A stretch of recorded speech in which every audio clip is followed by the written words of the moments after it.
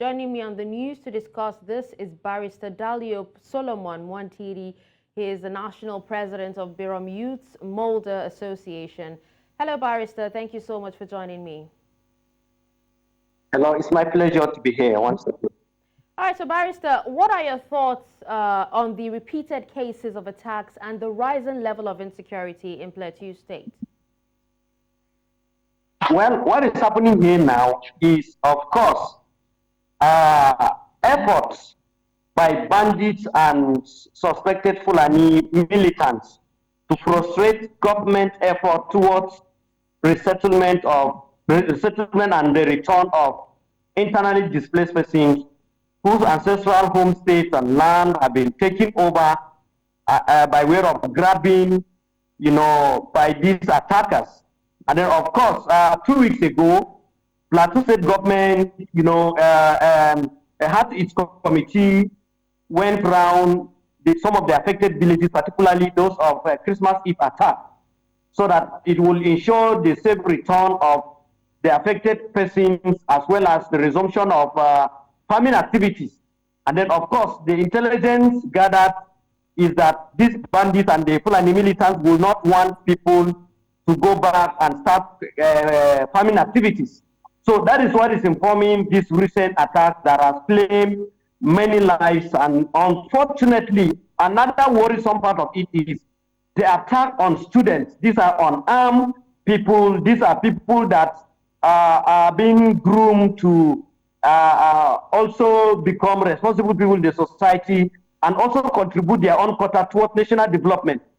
But of course, these attackers also invaded those localities. And then affecting students, just some minutes ago, I went and visited one of the students who was shot on his leg. And the narrative given is very worrisome, that these armed men came and had their field day, even though there was a response from the security, but it was a bit late. Because if they had come on time, they wouldn't have suffered that kind of damage, even though in another aspect of it, particularly in Mangu local government, there was one security personnel of the Operation Safe Haven that was shot dead by the attackers. So it therefore means no one is spared. And if should this thing, continue without being, cut down, of course, it will make the food security of Nigeria, not only Plateau, at stake. All right, now, Mr. Dalyop, these attacks have been consistent from the holiday season, that's from last year up until now. Now, there have been a clamor, and right now I think it's almost at the finishing stage of state policing. Do you agree that the call for state policing is a way to curb insecurity? Absolutely agree. In addition, not only state police, but there should also be local government police, so that because the state police will be at the state level, the local government police will also be at the local, so that whenever there is a situation like this, they could be like the first aid. Hello, Barrister.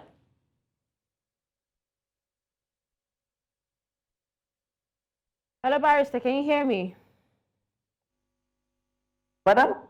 Yeah, we lost you for a bit. Please go ahead. Yeah, okay, I said I absolutely in tandem with that submission that state police is one of the solutions, not that it is absolute, but one of the solutions, because they will be on ground, and we are clamoring not only for state police, but also local government police, so that they will be the early warning mechanism that will be on ground to respond rapidly to distress situation, pending when the state police and also the federal security will come in.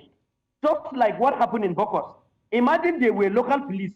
They would have repelled the attackers or would have contended with the attackers without losing so much life, damage to valuables, and also attack on students.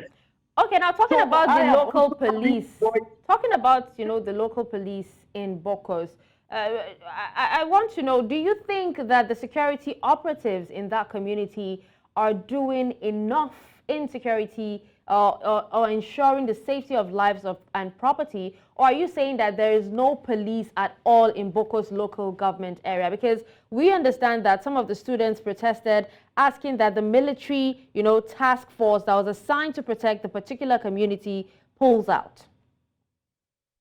Of course, whether we like it or not, it is a notorious fact in this country that the security agents are overstretched. There's inadequate manpower. That one is there. Because if there were enough manpower on ground that were deployed, of course, the attackers wouldn't have even come in the first place. Not to even talk of, unleashing mayhem on, innocent people. So there is inadequate manpower. And then that is the reason why the, creation or establishment of state police and local police will also add voice and will add weight to the existing federal security that is inadequate. That one is there. And then, of course, with the introduction of the state and local police, it will also be a mechanism to checkmate the excesses of the compromising security officers that will go in on attacking, innocent and unarmed students. Imagine if they were there. Possibly there would have been records.